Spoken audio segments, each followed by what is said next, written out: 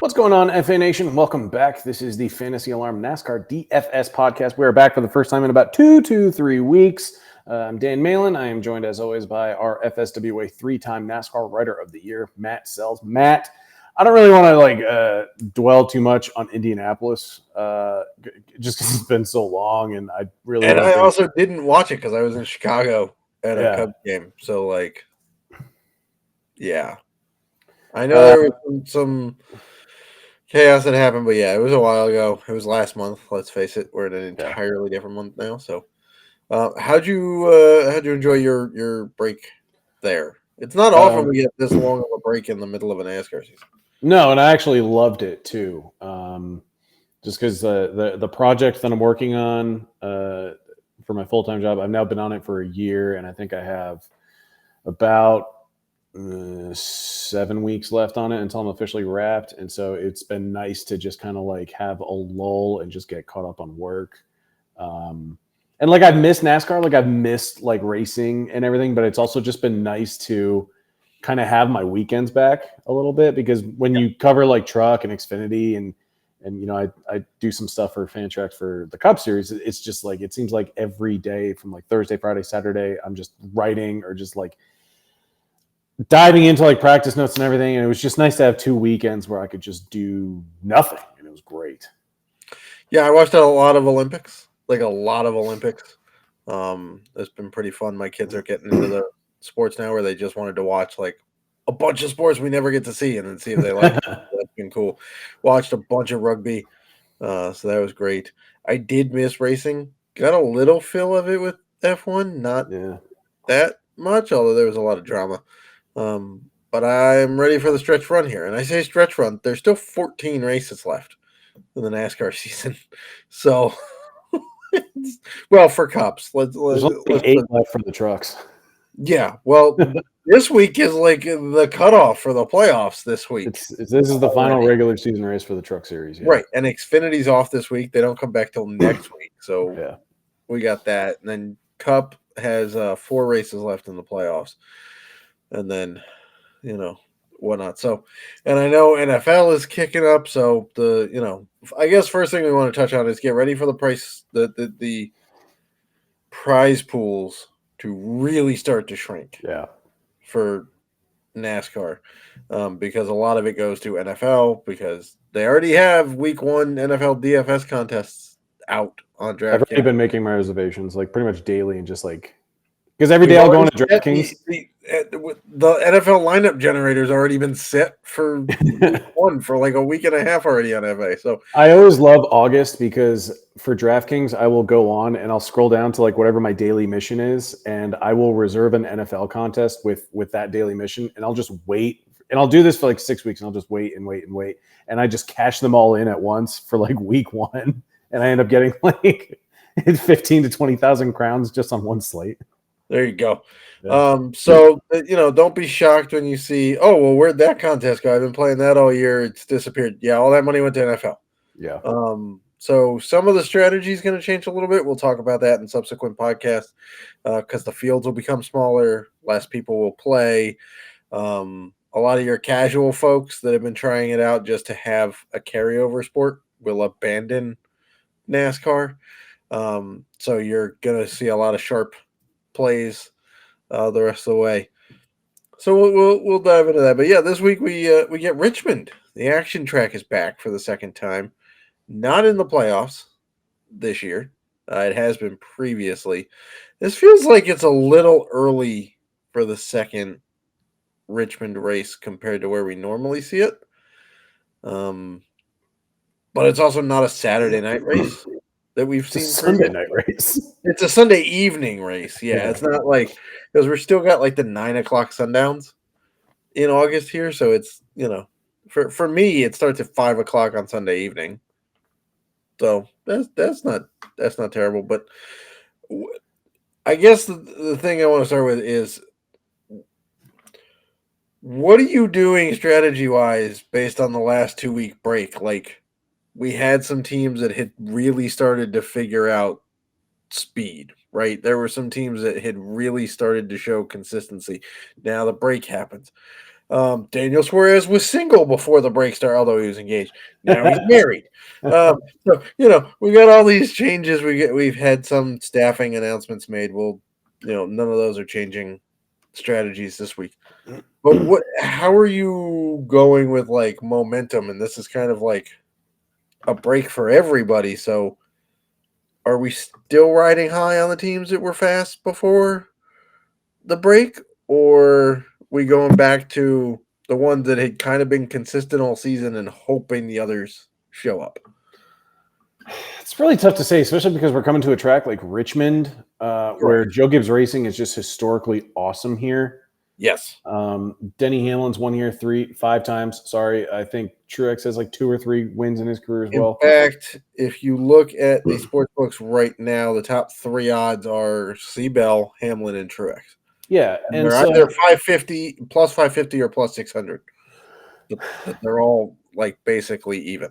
I just wish that I probably would have ridden like the momentum wagon a little bit more if we were going to Michigan this week, because we went into the break with Pocono and Indianapolis. Right. And they could have at least, when they came back, gone to a comparable track or something like that, because we had seen in the 2 races prior the guys who were fast, the guys that were thriving in the higher speed horsepower package. Right. Now we're just coming back and we're going right into a short track with high tire wear. Well, not high, but like moderate to high, I would say. Correct. And so I'm just probably going to go in ahead of practice and qualifying on Saturday. I'm kind of just leaning into the guys and the teams that we know are just historically good here. And even when I did my preview for Fantrax, I hated that I was just writing up the same guys, but it was like, yeah, we're just kind of leaning into JGR, Martin Truex Jr., Denny Hamlin. There is one higher priced driver that I do really like in the 9K range. Kind of hoping he's a nice GPP play. We'll get to him shortly. But again, even when I got to the values, I was just like, all right, I guess I'll just go with Josh Berry, Todd Gilliland, Chase Briscoe, see what happens. And so on that note with Michigan, because the last 2 years we've seen Michigan and then Richmond. Yeah. And they've had the same winner the last 2.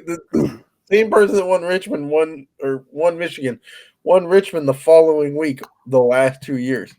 For some reason, they're not comparable in any way. They're different packages, different aero setups, different tires, totally different. Yet they've won. So it kind of bucks the trend here. We can't rely on hey, they won Michigan, so let's play them at Richmond, because we don't get Richmond, or we don't get Michigan first. We get Richmond first.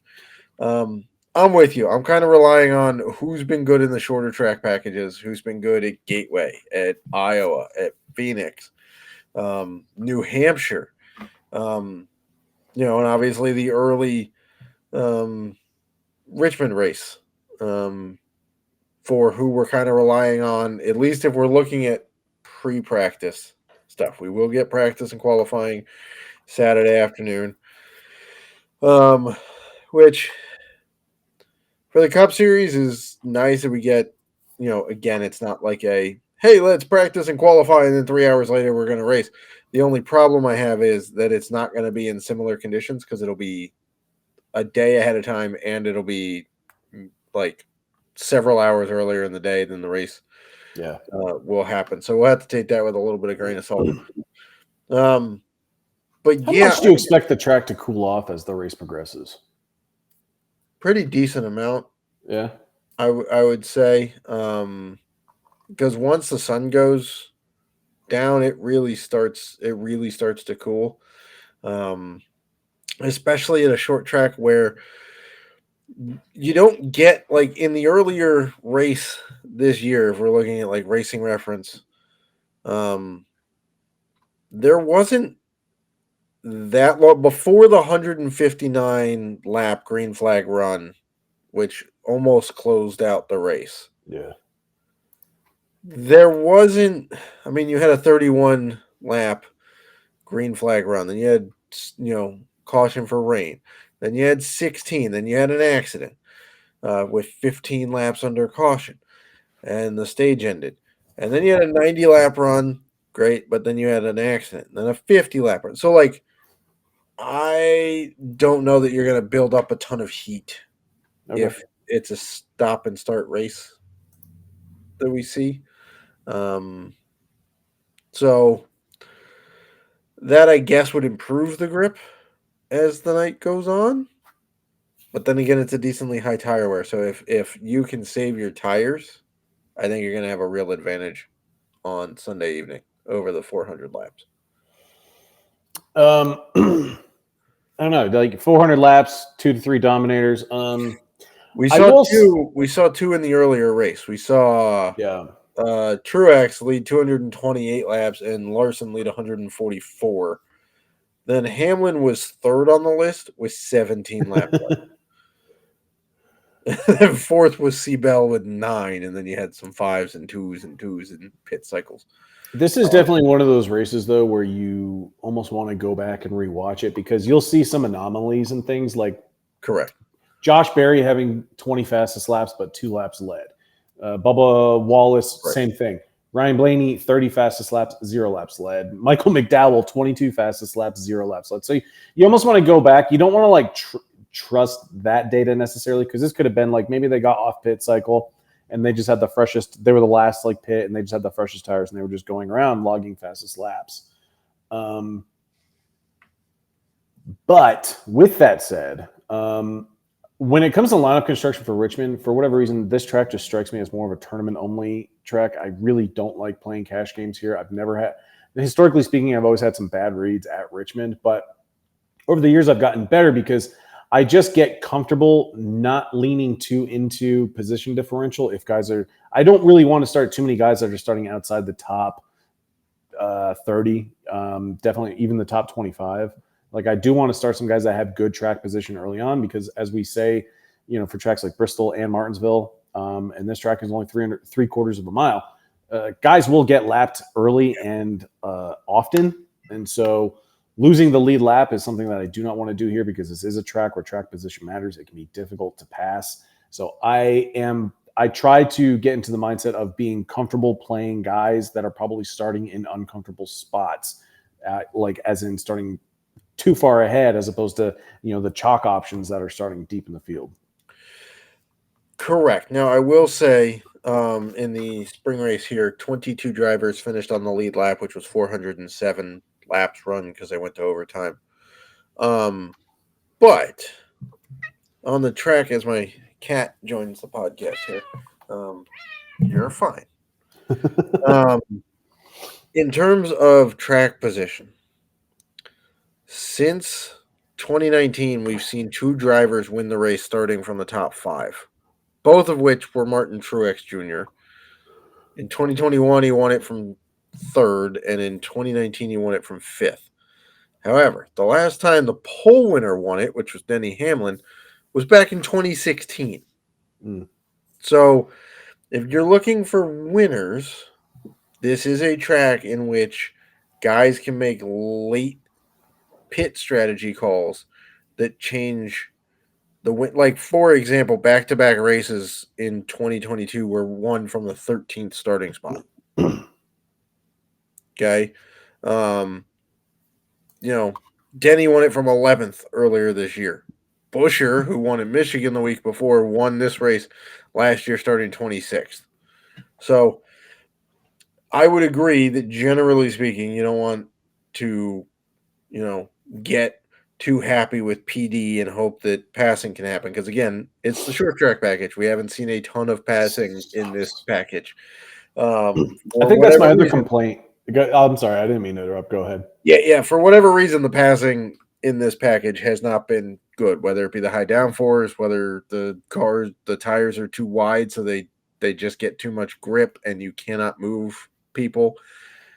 Whatever it is, we seem to not see passing happen unless pit strategies involved. So that's another thing to keep in mind, is that the teams with the craftier pit strategies tend to do pretty well at Richmond. Yeah, and before we dive into the driver pool, I did like want to say, like, I can't believe, like, you know, we just had 2 weeks off with no racing for NASCAR, and we're going in the first race back is like the short track package, and I feel like that's just like any want or desire I had for a race, it's just like they potentially just killed it as soon as we start going, because this package has been really bad for the next gen car. Correct. It's not been great. This is the biggest pressing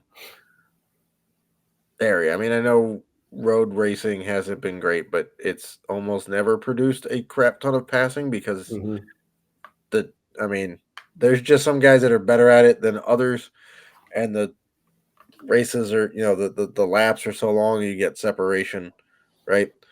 Um, so hopefully this Richmond race puts on a show. That's what I'm hoping. It is called the Action Track for a reason. Yeah. Okay. But yeah, let's start diving into the driver pool here. It's not really shocking to see the four guys above 10K that we see. No, I mean, and three of them are basically even favorites yeah. to win, and the other guy is Kyle Larson, who led more than half the race last time out. Yeah, I mean, I don't see how you don't get any.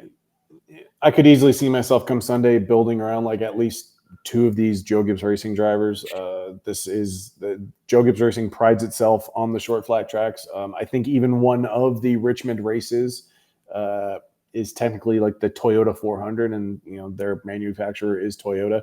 Yes, it's the Toyota Owners 400 was the race back on March 31st. So odd, but the giant Toyota blow up letters down the backstretch of. But yeah, like 10K range. I'm not surprised that three Joe Gibbs Racing drivers are in this tier. Martin Truex Jr. has been outstanding on the short flat tracks this year. He doesn't have a win at all, but on the comparable tracks and in this package, he has shown up with great speed. So I do. Yeah, but it's arguably more his pit crew's fault and his lack of clutch restarting. Sure. Yeah. Because he should have won at Richmond earlier this year. Yeah. I think to me, Bell might be the leverage play of this group. Probably. Because, I mean, Denny won here earlier. Larson won led 244 laps, and Truex led 100-something plus laps and should have won, and then got pissed and bumped his teammate while his teammate was doing burnout. So, I would say as good as Seabell has been in this package as well, he might be the leverage play despite being the betting favorite for the race. Yeah, and he's got the win at New Hampshire, led 149 laps, and then the very next week at Nashville, led 131, but I believe he wrecked because he finished 36th. Yes. He didn't really strike me as a guy that had a ton of momentum going into the break. Did finish top 5 at Indianapolis, and he had the win at New Hampshire towards the end of June. But I do kind of agree with you that when we come to just track history overall, I think people just will naturally flock to, the Hamlins and the MTJs. Yeah, I mean, and recency bias. So, you said you had a guy in the 9K range that you were really quite keen on. Yeah, and his name is Chase Elliott. Low 9K range too. It's not like we have to. When's the last time he's been this cheap? I really don't get. I understand why Blaney's 9,800. Penske has been finding momentum. I do like Joey Logano as well at 91, but I think my favorite 9K play is probably going to be Chase Elliott. Honestly, he's been actually pretty damn good on the short tracks. Finished 19th at Phoenix, but was running in the top 10 regularly. He was top 5 in the first Richmond race, 3rd at Martinsville, where he led 64 laps and had a 126.7 driver rating. Finished 3rd at Iowa, led 41 laps at New Hampshire. So, no wins. Obviously he doesn't jump off the page like the JGR drivers are going to, but Chase Elliott in this short track package this year, I think has arguably been one of the 3 best drivers in the field. And at 9,200, I will gladly jump all over that and probably hope to be over the field in terms of leverage. Yeah, it's hard to disagree with your argument there, especially at that price tag. I think you can make a similar argument that Blaney's been quite good. Yeah. With this package. Doesn't quite have the results. I mean, he did have the win at Iowa, flat dominated that race. Yep. Also, Nashville ran pretty well. But I do think I would take the savings, the $600 savings with Chase Elliott. I would imagine that the field might overlook him a little bit just because he's been solid but not spectacular. And I feel like everybody waits for Chase to be spectacular to play him. Mm-hmm. And if he's not, then he's considered to be having a bad year when we've stated before that the first 16 races, he's had the best average finish of his career. Yeah, I would agree. I don't know what to make of Willie B right now, if we're being honest. It's a weird thing to say about a guy who's won as much as he has. They have 3 wins this year. Do you think that they're doing the thing they did last year where they're just like experimenting with setups? I didn't think that they would Like do what they did with this. Bowman? Yeah. It's odd because Byron he hasn't led a single lap since Memorial Day weekend for the Coca-Cola 600. That's quite a ridiculous stat. 8 races, not 1 lap led. And this is a guy who's won 3 times this year. Yeah. Bonkers. It's pretty crazy. I'm gonna have maybe what might be a hot take. I'm gonna lay off Brad Yeah, I don't really get the price tag this week. He was really, really good for a stretch there, but he seems to be cooling of late. And I know that there's not a lot of comparable tracks run lately, but like New Hampshire wasn't great. Iowa, they never really seemed to sort that car out in any way that made him really competitive. I mean, yes, he finished 10th, but he was never really in that race. Nashville, not competitive. Like, I don't get the price tag for a guy who's not been great for a while now. I mean, to be honest, he's not outscoring Chase Elliott in points per race. He's 4.5 spots worse in average finish than Chase Elliott, and yet somehow he's $400 more. I will note, and I'll give a shout out to Ryan Stevens, who runs Win the Race. He has a really good metric that's his true performance rating. It basically accounts for like finishing position, green flag speed, average running position too. I think things like that. Elliott Keselowski only had a true performance rating in the top 10 just once, and that was way back at Phoenix at the beginning of the year. For the comparable tracks, he's been outside the top 10 on the comparable tracks. And for a guy who is 9,600 and the 6th most expensive driver in this field, that's not good enough. I don't love it. Yeah. Yeah. So, I don't know. I'll toss in some of his teammate though, Chris Buescher. Yeah, like 8,900 isn't awful for the guy that won this race last year. Correct. And has plenty of top 5 equity. Needs a way to get into the playoffs with 4 races to go. Is he outside the playoff picture? He's not locked in yet. I mean, I know nobody is, but like, he doesn't have a win, that's for sure. He is 17 points above the cut line for the playoffs, which is not much with 4 races to go. Yeah, Martin Truex Jr. is 108 points to the good. Ty Gibbs is 42. Chris Buescher is 17. Chastain is 16th, and he is 7 points to the good. Right, and Bubba's 7 points out. Briscoe is 83 out, so he almost assuredly needs a win to get his way in. But it's a track he could do it. Buescher's probably safer than not, but still, he's not locked in. He, on the other hand, unlike his teammate, has looked good at like New Hampshire and Nashville. He's looked good in similar races so far this year. And he won here last year, and he finished top 10 here earlier in the year. So I'll take a shot on him. At 8,900, we're certainly saving money compared to his teammate / owner, which is also helpful. But then things get, I guess, interesting. Like, couple of names in here really stick out to me. A, Ty Gibbs, Yeah. because we love JGR, so why not take a $2,000 savings on a JGR guy? Who's been solid most of the year. But then, like, does the break help Kyle Busch?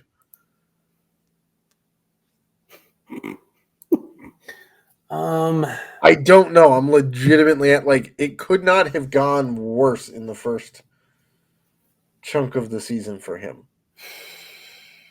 It's a good opportunity to kind of like clear your head, get away from everything, hit the reset button. I can honestly probably make that argument for the younger drivers too, who might be struggling with the overall like week to week of new city, new track, a lot of travel all the time. Right. For Kyle Busch at this point in his career, he's completely used to it, but like he's so miserable and unhappy with the organization this year. And I know he's under contract for 2025, but it just seems like this is a year where he's not going to get a win. He's way outside the playoff picture, and this team and this organization, they are just trash. Yeah, you want to talk about how far out is Kyle? Well, okay, he's 112 points out, but that puts him 19th. Yeah. Like Todd Gilliland, 6 points, 6 points behind Kyle Busch. Than Todd Gilliland. I mean, that's not great. How far out is his? Oh, geez, I don't even see Austin Dillon on the playoff picture. Is Daniel Hemrick ahead of Austin Dillon in the playoff picture? He might be. It stops at 30, which is where Daniel Hemrick is, and Austin Dillon is not on the list. Correct. Oh my god. Correct. On NASCAR's website, it stops at 30. Daniel Hemrick is there, and Austin Dillon is not. Wow. Justin Haley is there. Corey LaJoy is there. We've all crapped on Eric Jones. He's ahead of Austin Dillon. Yeah, it's not been great. So, again, I'm still in a. He's really got to show me. This is for Kyle Busch. He's got to show me a reason to play him before I do, because I don't know. Hopefully, the 2-week break makes him at least competitive, because the Cup Series is better when Kyle Busch is competitive. But yeah, this group of drivers from, I'm going to say, like, below Chris Buescher until we get to, like, I don't know, Gilliland is all kind of let me see what you got at the track on Saturday. I think I can get on board with Barry and Briscoe early on. Because of their short track? Yeah. Like Briscoe, I think, was the runner-up at New Hampshire.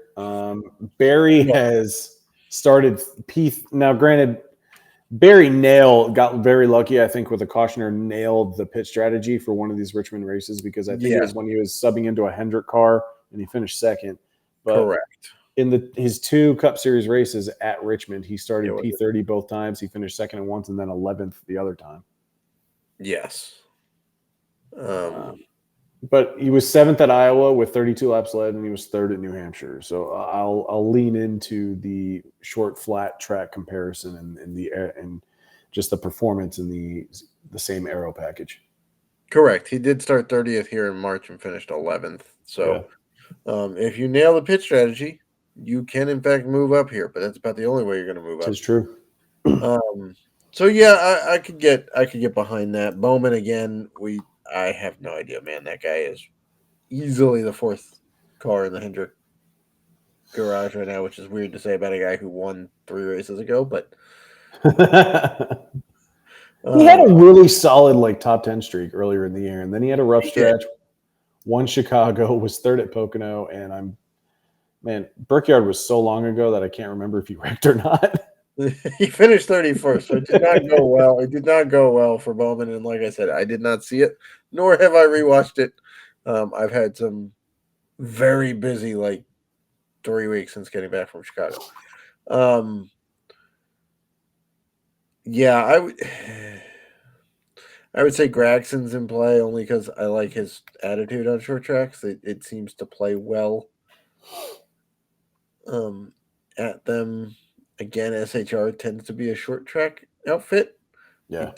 He did nab a top 20, top 12 actually earlier here in the year. Gilliland again. That gentleman is always in play because it's the Todd father. And if you don't like the price creeping up on God dang, even 6,500 is still not the most expensive he's been. Correct. He was that expensive at Indy, and he pulled off a P6. So I don't know what the dude's got to do to actually get like. I mean, he was 6,800 at Chicago, pulled off a P7. He's been really good. Man. He's been really good. Like, it wouldn't shock me if he snuck a win down the stretch. I still think it would have to come at like a drafting track. Maybe. Yeah. I mean, he got P6 at Indy, which is not a drafting track. He pulled off a 7th in a road course. I mean, those both beat Dega, where he was 8th. So, but I don't know. I mean, he's still going to be a very long shot to win any of these races, but at the same time, he also wouldn't shock me if he pulled out a win. He's been that consistent and that competitive. Outside of that, I don't know where I mean, cheaper guys, we're just going to have to see. I would probably go back to Justin Haley, especially if the RFK drivers do show up with speed. I know we said we were not a fan of Brad Keselowski's price tag nor performance in the short track package, but if there is speed, been better, and if you're saving $3,000, then it's hard to. Yeah, and like, you know, even if Haley's not going to qualify, he doesn't really qualify inside the top 20 all that often. And even if he qualifies just outside, he has the opportunity to possibly go up and score a top 15. If he starts outside the top 30, he probably gets lapped, but at the same time, he's probably returning value if he can start from outside the top 30, move into the top 25. So I could probably talk myself onto Justin Haley, maybe Carson Hocevar, but I really want to see. I mean, here we go. Justin Haley is outscoring Logano per race and is $3,100 cheaper. Logano's averaging 29.3 points a race. Haley's at 29.8. But Logano typically has the equipment to qualify better. Right. But he has a lot more to lose for DFS. Correct. He's doing less with more than Justin Haley. Yeah. Who, you know, nicely done there, sir, in the Rick Ware. Yeah, he's strangely crushing it. When everybody was questioning the move after he left Colleague, and now Colleague is in shambles. Colleague looks like absolute poop. I mean, Justin Haley is a 1.3 points a race behind Byron. For whatever, matters. I don't know. I always have a soft spot anytime Ty Dillon's in a race because I just think he gets more out of the car than he should just about every time he's in it, and he never costs you very much. Solid run at New Hampshire for him too. Yeah, he had a good run at New Hampshire. It was okay at Richmond last time, but again, almost 20 points out of 5,000 is just not going to kill you. Yeah, I would say if he was like 54, 5,500, I don't know if I would be as into the play, but at 5K, yeah, I could probably. I mean, for an absolute punt, yeah, there's not really much else. Why is Parker Retzlaff at the very bottom of it? What car is he driving?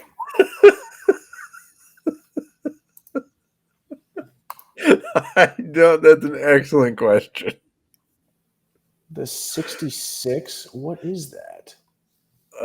Is that a hit like Power Source? Who are those people? It's like an episode of SpongeBob. Who are you people? Well, I love Parker Retzlaff, and this is actually a really good track for him because he comes from a short, flat track background. That car is going to be absolute garbage. Holy crap.